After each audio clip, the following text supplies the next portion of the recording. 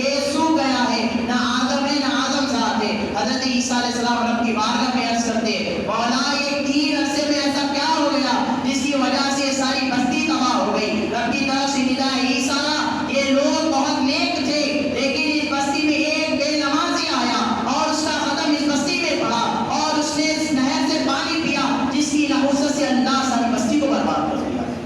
صرف ایک بے نمازی سارے اولیاء کی بستی کو برباد کر دیا۔ اب مجھے بتاؤ جس بستی میں سارے کے سارے بے نمازی ہو اللہ کیا اس بستی میں برکت عطا فرماتا ہے؟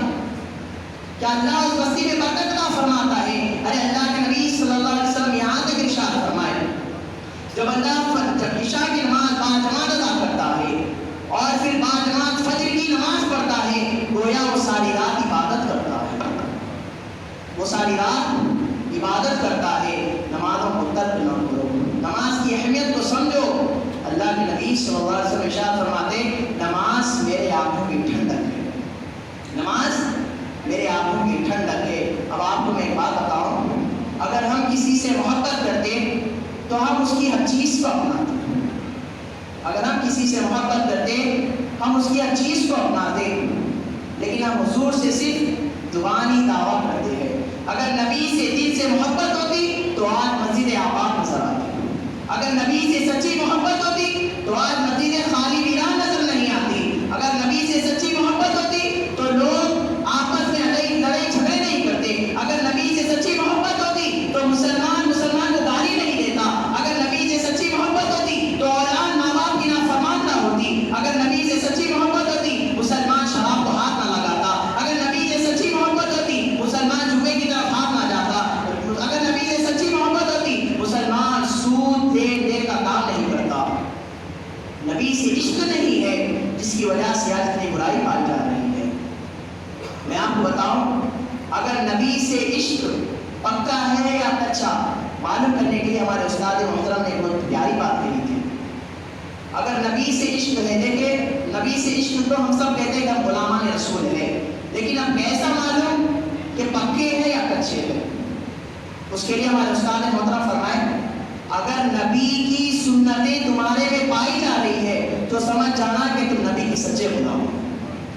اگر نبی کی سیرت، نبی کی سنتیں، نبی کا بتایا ہوا طریقے پہ تم چل رہے ہو، اگر اتباع مصطفیٰ و اتباع رسول کی پیروی کر رہے ہو تو اللہ کے استاد محترم فرماتے کہ سمجھ جاؤ کہ تم سچے غلام ہو۔ اگر صرف نبی سے دعویٰ کرتے ہیں اور کسی دوسروں کے چاہنے والوں کے لیے ان کے لباس کے اختیار کرتے ہیں، اللہ اکبر، آج کے نوجوان کا تو حال یہ چکا کہ اپنے بال کو طرح طرح کے تراش رہے ہیں، لباس کو طرح طرح کے پہن رہے ہیں۔ اللہ کے نبی کی حدیث پاک ہے، اللہ کے نبی ارشاد فرماتے ہیں دنیا میں جس سے محبت کرو گے قیامت میں اس کے ساتھ حساب ہوگا۔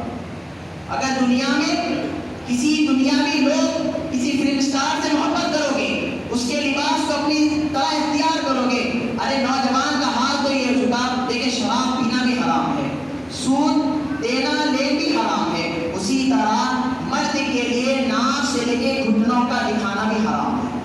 لیکن آج افسوس ہے، سر افسوس، مسلمان نوجوان کو دیکھا میں نے کہ گھٹنوں کے اوپر تک وہ ٹریک پہنا ہوا ہے، اس کے گھٹنے نظر آ رہے ہیں، اسے تو یہی معلوم کہ حرام صرف شراب ہے، نہیں مرد کا سترے عورت بھی چھپانا فرض ہے، گھٹنے جھکانا نہیں چاہیے۔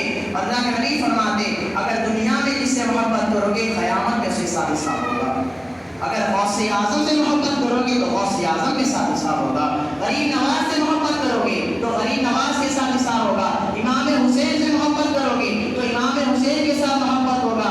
ارے مجھے بتاؤ اللہ کے نبی صلی اللہ علیہ وسلم نے تمہاری خاطر کیا کیا نہیں کیا؟ راتوں میں اتنا روتے اللہ حکم کرواتا حبیب میں نے تیری ساری امت کو بخش دیا۔ نبی اتنا روئے امت کے لیے، لیکن امت نبی کی آنکھوں کو ٹھنڈک نہ پہنچا سکی۔ اللہ کے حدیث پاک ہے قیامت کے دن اللہ ان لوگوں کو نابینا اٹھائے گا، ان لوگوں کو نابینا اٹھائے گا جو دنیا میں نمازیں ادا نہیں کرتے تھے۔ جب لوگوں نے کہا، جب اللہ ان کو نابینا اٹھائے گا تو ان لوگ رب کی بارگاہ میں عرض کریں گے مولا کہ لوگوں کو نابینا اٹھانے کی وجہ کیا ہے؟ تو رب کہے گا کہ میرا حبیب ان کے لیے بہت رویا کرتا تھا لیکن انہوں نے میرے حبیب کی آنکھوں کو ٹھنڈک نہیں پہنچائی۔ میرے پیارے آقا علیہ الصلوۃ والسلام پیارے دیوار نمازوں کو چھوڑو مت، نمازوں کی پابندی کرو۔ دیکھیں ایک ہفتہ یہ تجربہ بتا رہا ہوں. میں بھی شروع نماز پڑھتا تھا, ایک چھوڑ دو چھوڑتے تھے, لیکن ہمارے استاد محترم صرف ایک ہفتے کے لیے تاکید کرے تھے کہ ایک ہفتہ لگاتار نماز کے پابند ہو جاؤ, خدا کی قسم نماز تم کو نہیں چھوڑتے.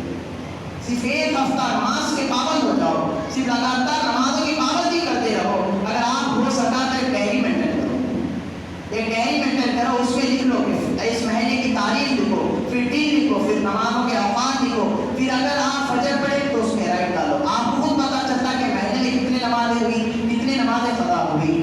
آخر میں اللہ سے دعا ہے کہ اللہ تعالیٰ